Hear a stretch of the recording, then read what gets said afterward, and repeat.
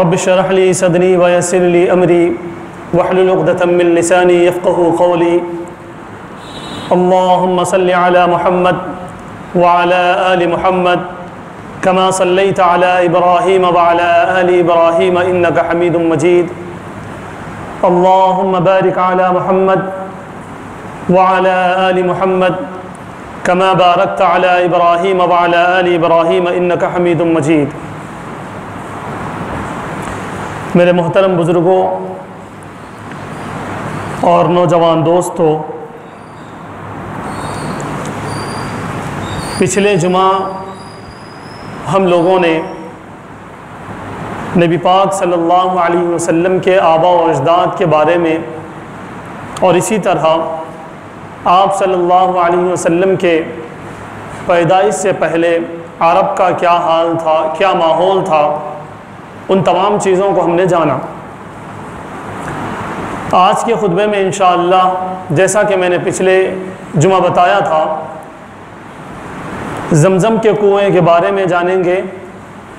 اور اصحاب الفیل، آپ یوں کہہ سکتے ہیں کہ ہاتھی والوں کا جو واقعہ تھا، ابرہہ کا جو واقعہ تھا، اس واقعے کو انشاءاللہ آج ہم لوگ جانیں گے۔ میں آپ حضرات کو اس طرف توجہ دلاتے چلوں کہ ہم جو سیریز چلا رہے ہیں جمعہ میں،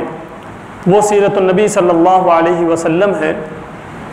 کہ آپ صلی اللہ علیہ وسلم کے بارے میں تمام چیزیں ہم جان سکیں اور ان چیزوں پر عمل کر سکیں، اس لیے یہ سیریز چلائی جا رہی ہے۔ دراصل بات یہ ہوئی، جیسا کہ آپ جانتے ہیں کہ جب قبیلے بنو جرہم، جو کہ حضرت اسماعیل علیہ السلام کے سسرالی رشتہ دار تھے، ان قبیلے والوں کا وہاں پر قبضہ تھا مکہ مکرمہ پر، اور وہ وہاں کی سیاست سنبھالتے تھے۔ لیکن ہم نے جانا کہ قصی، جو آپ صلی اللہ علیہ وسلم کے پرداداؤں میں سے ہیں، انہوں نے قبیلے جرہم کو وہاں سے سکشت دے کے بھگا دیا، اس لیے کہ ان کے اندر کچھ ایسی چیزیں آ رہی تھیں جو نامناسب تھیں۔ ان کے اندر ظلم آ گیا تھا، بدتمیزیاں آ گئی تھیں، بدنظری آ گئی تھی، اس لیے ان کو قصی نے ان کو شکست دی اور وہاں سے بھگا دیا۔ تو جب وہ وہاں سے جانے لگے تو ان لوگوں نے جو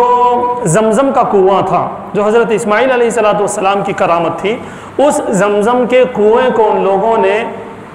ختم کر دیا، پورا اس کو جو ہے فل کر دیے، اور اس کے اندر تلواریں، زرہیں، جو چیزیں لوٹی جا سکتی تھیں، ان کے پاس سے چھینی جا سکتی تھیں، گویا کہ وہ تمام چیزیں اس میں ڈال دیے اور اس کو بند کر دیا، ایسا بند کرے کہ اس کے آثار بھی نہیں چھوڑے۔ بھائی زمزم کا کنواں کہاں تھا، کسی کو سمجھ میں بھی نہیں آ رہا تھا، اور کوئی ہمت بھی نہیں کر رہا تھا کہ بھئی اس کی کھدائی کریں، اس کو نکالیں، اس لیے کہ پتہ نہیں وہ کہاں پر ہے اور ہم کہاں کھودیں گے، اور وہ پوری جو ہے محنت بیکار ہو جائیں گی، اس لیے کوئی بھی اس طرف توجہ نہیں دے رہے تھے۔ تو حضرت عبد المطلب جو آپ صلی اللہ علیہ وسلم کے دادا محترم ہیں، ان کو خواب میں بتایا گیا کہ تمہیں زمزم کا کنواں کھودنا ہے، اور زمزم کا کنواں فلاں جگہ پر ہے، یہ بھی بتا دیا گیا خواب کے ذریعے سے۔ حضرت عبد المطلب چونکہ ادھر اوپر سے یہ لوگ سردار آ رہے تھے، اس لیے ان کی بڑی، جیسے ہاشم تھے، ان کے والد محترم ہاشم تھے، بڑے بہترین یہ وہاں کے جو ہے رولر تھے، بہترین وہاں پر جو ہے انتظامات کرتے تھے۔ تو ان کے بعد حضرت عبد المطلب کو سرداری مل گئی۔ حضرت عبد المطلب کو ویسے بھی بہت زیادہ شہرت حاصل تھی، عزت حاصل تھی، نام تھا۔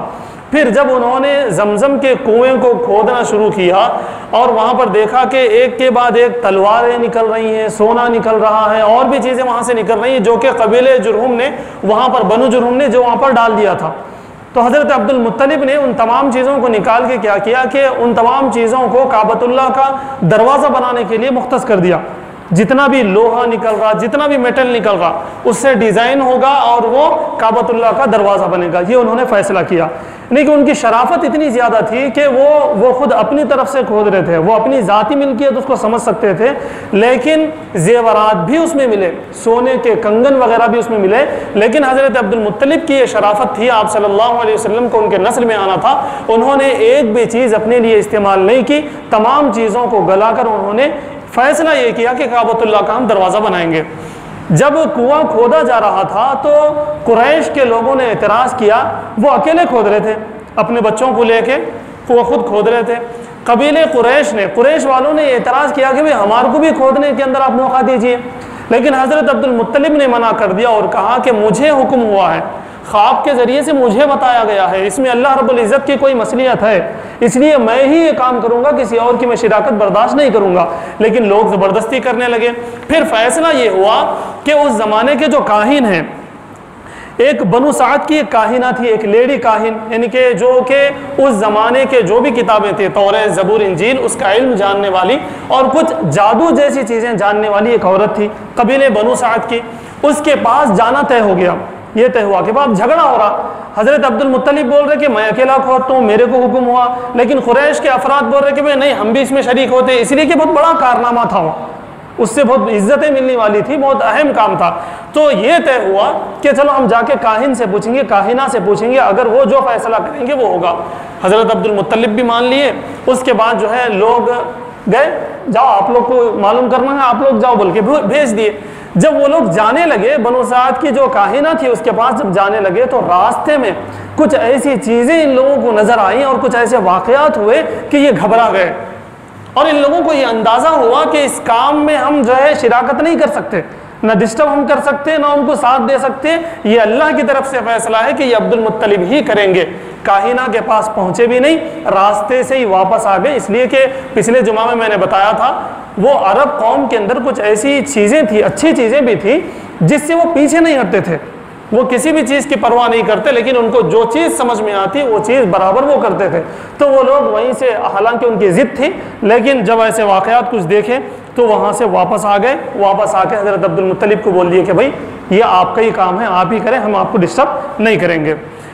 حضرت عبد المطلب اس کو کھودنے لگے اور یہ تاریخی کارنامہ ہو گیا کہ کنواں مل گیا، صاف شفاف پانی مل گیا، اور پورا جزیرۃ العرب، پورا عرب جو ہے خوشیوں میں جو ہے جھوم اٹھا کہ آب زمزم ہمیں پھر سے مل گیا۔ بہت زیادہ اہمیت کا حامل وہ کنواں تھا، جیسا کہ آج تک بھی ہے، قیامت تک بھی رہے گا۔ اب اس واقعے سے بتانا یہ ہے کہ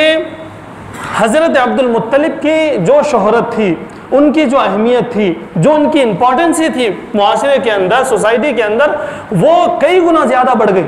اس لیے کہ ایک ایسا کنواں جو بابرکت تھا اور جس سے بہت زیادہ لوگوں کو عقیدت تھی، وہ کنواں گم ہو چکا تھا۔ اب حضرت عبد المطلب کے ذریعے سے وہ ہوا، اور وہ خود سے ڈھونڈے نہیں بلکہ ان کو اللہ کی طرف سے خواب ہوا، تو لوگوں کو یہ بات سمجھ میں آئی کہ عبد المطلب کی ایک اور شان ہونے والی ہے، بہت بہترین شان ہونے والی ہے، لوگوں کو معلوم نہیں تھا، لیکن حضرت عبد المطلب کی نسل میں آقا نامدار محمد عربی صلی اللہ علیہ وسلم کو بہت جلد مبعوث ہونا تھا، بہت جلد آنا تھا۔